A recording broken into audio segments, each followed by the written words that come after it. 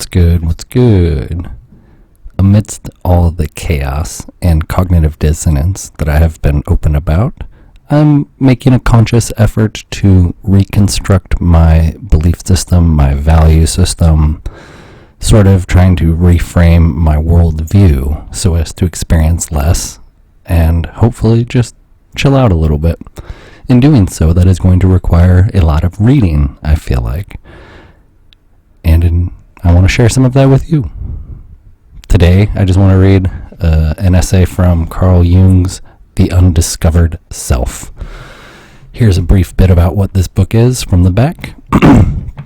These two essays, written late in Jung's life, reflect his responses to the shattering experience of World War II and the dawn of mass society. Among his most influential works, The Undiscovered Self is a plea for his generation and those to come to continue the individual work of self-discovery and not abandon needed psychological reflection for the easy ephemera of mass culture. Only individual awareness of both the conscious and unconscious aspects of the human psyche, Jung tells us, will allow the great work of human culture to continue and thrive. And the little portion I want to read to you is titled Religion as the Counterbalance to Mass-Mindedness. In order to free the fiction of the sovereign state, in other words, the whims of the chieftains who manipulate it, from every wholesome restriction, all socio-political movements tending in this direction invariably try to cut the ground from under religion. For, in order to turn the individual into a function of the state, his dependence on anything else must be taken from him. Religion means dependence on and submission to irrational facts of experience. These do not refer directly to the social and physical conditions. They concern far more the individual's psychic attitude. But it is possible to have an attitude to the external conditions of life only when there is a point of reference outside them.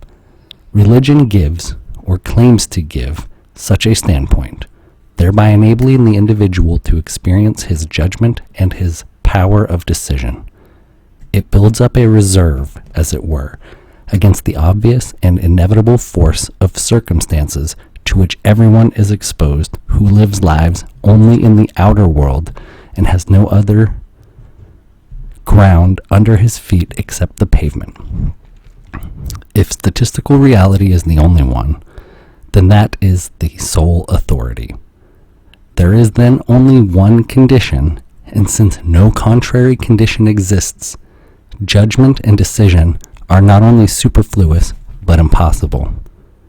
Then the individual is bound to be a function of statistics, and hence a function of the state, or whatever the abstract principle of order may be called. Religion, however, teaches another authority opposed to that of the world. The doctrine of the individual's dependence on God makes just as high a claim upon him as the world does.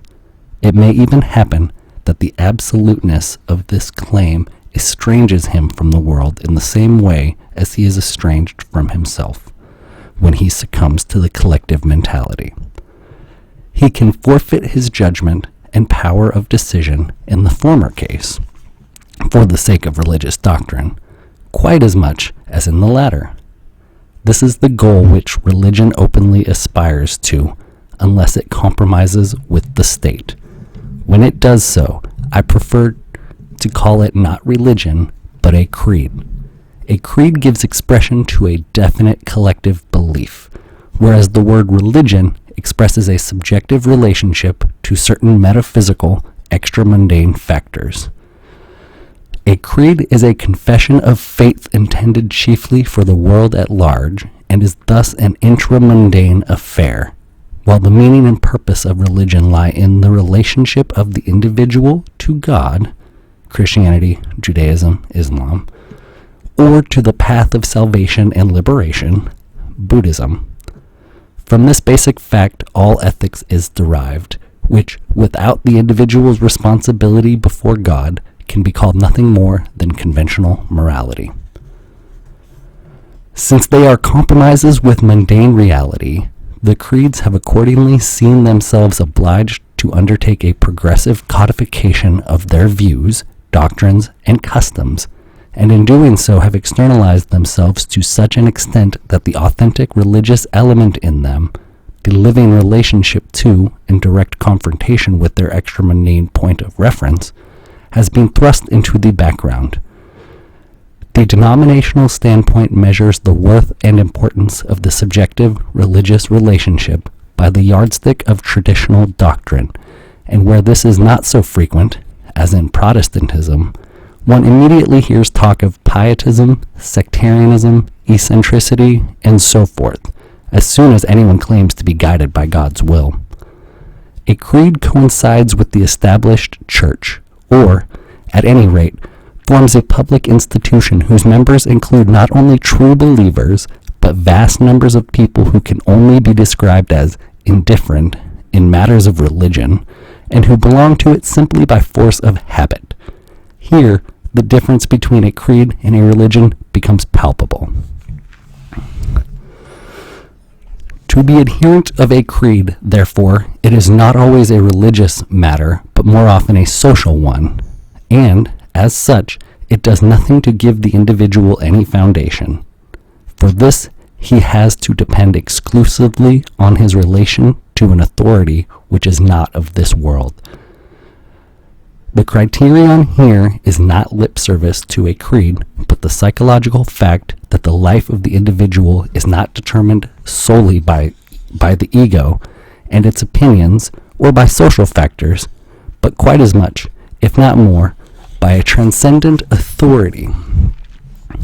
It is not ethical principles, however lofty, or creeds, however orthodox, that lay the foundations for the freedoms and autonomy of the individual, but simply and solely the empirical awareness, the incontrovertible experience of an intensely personal, reciprocal relationship between man and an extra-mundane authority which acts as a counterpoise to the world and reason. This formulation will not please either the mass man or the collective believer.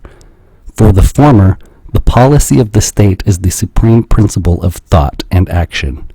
Indeed, this was the purpose for which he was enlightened, and accordingly, the mass man grants the individual right a right to exist only insofar as he is a function of the state.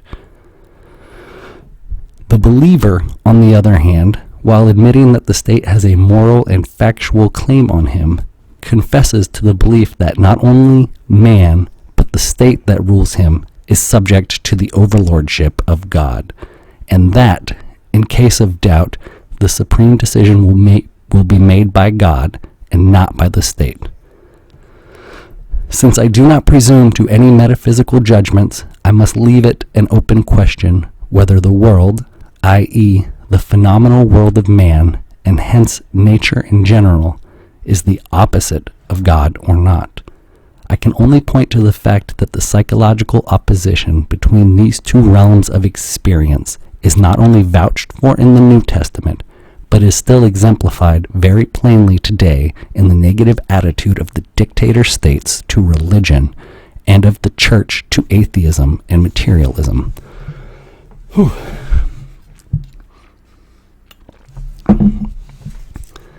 Just as man, as a social being, cannot in the long run exist without a tie to the community, so the individual will never find the real justification for his existence and his own spiritual and moral autonomy anywhere except in an extra-mundane principle capable of relativizing the overpowering influence of external factors.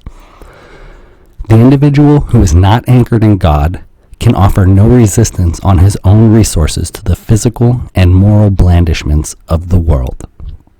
For this, he needs the evidence of inner, transcendent experience, which alone can protect him from the otherwise inevitable submersion in the mass.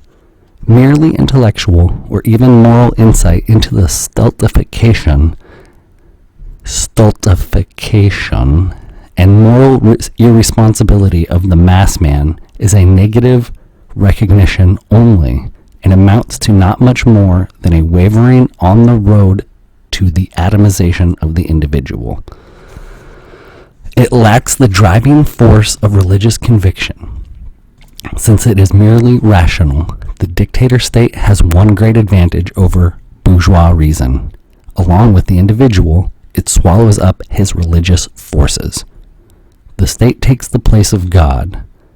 That is why, seen from this angle, the socialist dictatorships are religions and state slavery is a form of worship. But the religious function cannot be dislocated and falsified in this way without giving rise to secret doubts, which are immediately repressed so as to avoid conflict with all prevailing with the But the religious function cannot be dislocated and falsified in this way without giving rise to the secret doubts, which are immediately repressed so as to avoid conflict with the prevailing trend towards mass-mindedness. The result, as always in such cases, is overcompensation in the form of fanaticism, which in its turn is used as a weapon for stamping out the least flicker of opposition. Free opinion is stifled and moral decision ruthlessly suppressed, on the plea that the end justifies the means, even the vilest. The policy of the state is exalted to a creed. The leader, or party boss, becomes a demigod beyond good and evil, and his votaries are honored as heroes, martyrs, apostles, missionaries. There is only one truth, and beside it no other. It is sacrosanct and above criticism. Anyone who thinks differently is a heretic, who, as we know from history, is threatened with all manner of unpleasant things. Only the party boss, who holds the political power in his hands, can interpret the state doctrine authentically, and he does so just as it suits him. When, through mass rule, the individual becomes social unit number so-and-so, and the state is elevated to the supreme principle, it is only to be expected that the religious function too will be sucked into the maelstrom. Religion, as the careful observation and taking account of certain invisible and uncontrollable factors, is an instinctive attitude peculiar to man, and its manifestations can be followed all through human history. Its evident purpose is to maintain the psychic balance, for the natural man has an equally natural knowledge of the fact that his conscious functions may at any time be thwarted by uncontrollable happenings, coming from inside as well as outside. For this reason, he is always taking care that any difficult decision likely to have consequences for himself and others shall be rendered safe by suitable measures of a religious nature. Offerings are made to the invisible powers, formidable blessings are pronounced, and all kinds of solemn rites are performed. Everywhere and at all times there have been rites d'entrée et de sortie, whose efficacy is impugned as magic and superstition by rationalists incapable of psychological insight. But magic has above all a psychological effect whose importance should not be underestimated. The performance of a magical action gives the person concerned a feeling of security which is absolutely essential for carrying out a decision, because a decision is inevitably somewhat one-decided, and is therefore rightly felt to be a risk. Even a dictator thinks it necessary not only to accompany his acts of state with threats, but to stage them with all manner of solemnities. Brass bands, flags, banners, parades, and monster demonstrations are no different in principle from ecclesiastical processions, cannonades, and fireworks to scare off demons. Only The suggestive parade of state engenders a collective feeling of security which, unlike religious demonstrations, gives the individual no protection against his inner demonism.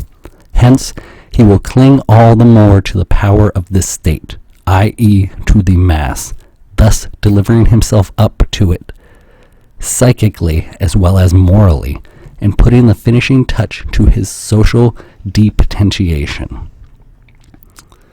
The state, like the church, demands enthusiasm, self-sacrifice, and love. And if religion requires or presupposes the fear of God, then the dictator state takes good care to provide the necessary terror.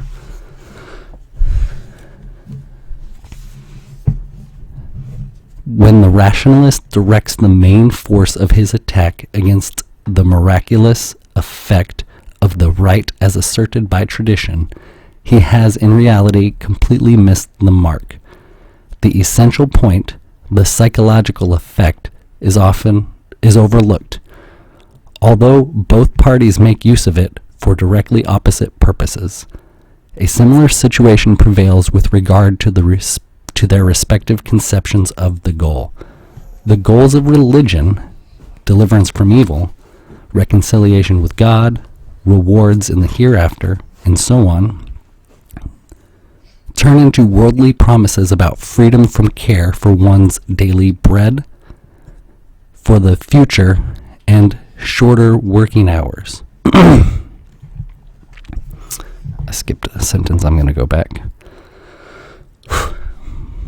The goals of religion, deliverance from evil, reconciliation with God, rewards in the hereafter, and so on, turn into worldly promises about freedom from care for one's daily bread and the just distribution of material goods, universal prosperity in the future, and shorter working hours. That the fulfillment of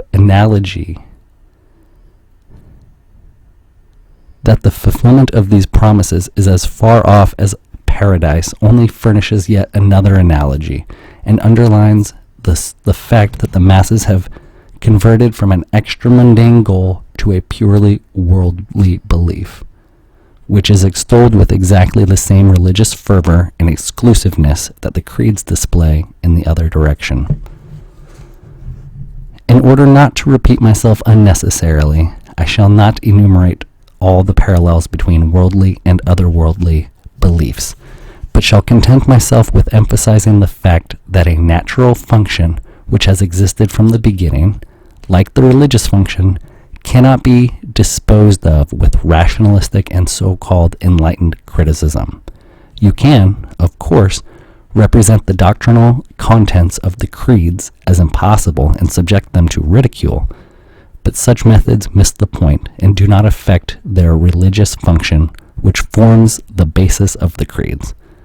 Religion, in the sense of conscious regard for the irrational factors of the psyche and individual fate, reappears, evilly distorted, in the deification of the state and the dictator. Naturam expellas foca tamen usque recurret. I think that's Latin. You can throw nature out with a pitchfork, but she'll always turn up again. The leaders and dictators, having weighed up the situation correctly, are therefore doing their best to gloss over the all too obvious parallel with the deification of Caesar, and to hide their real power behind the fiction of the state, though this, of course, alters nothing. As I have already pointed out, the dictator state, besides robbing the individual of his rights, has also cut the ground from under his feet psychically by depriving him of the metaphysical foundations of his existence. The ethical decision of the individual human being no longer counts. What alone matters is the blind movement of the masses, and the lie thus becomes the operative principle of political action. The state has drawn the logical conclusions from this, as the existence of many millions of state slaves completely deprived of all rights mutely testifies. Both the dictator state and the denominational religion lay quite particular emphasis on the idea of community. This is the basic ideal of communism, and it is thrust down the throats of people so much that it has the exact opposite of the desired effect. It inspires divisive mistrust. The church, which is no less emphatic, appears on its side as a communal ideal, and where the church is notoriously weak, as in Protestantism, the hope of or belief in a communal experience makes up for the painful lack of cohesion. As can easily be seen, community is an indispensable aid in the organization of masses and is therefore a two-edged weapon. Just as the addition of however many zeros will never make a unit, so the value of a community depends on the spiritual and moral stature of the individuals composing it. For this reason, one cannot expect from the community any effect that would outweigh the suggestive influence of the environment. That is, a real and fundamental change in individuals, whether for good or for bad. Such changes can come only from the personal encounter between man and man, but not from communistic or Christian baptisms en masse, which do not touch the inner man. How superficial the effect of communal propaganda actually is can be seen from recent events in Eastern Europe. The communal ideal reckons without its host, overlooking the individual human being, who in the end will assert his claims. Whew, that was tough, thank you.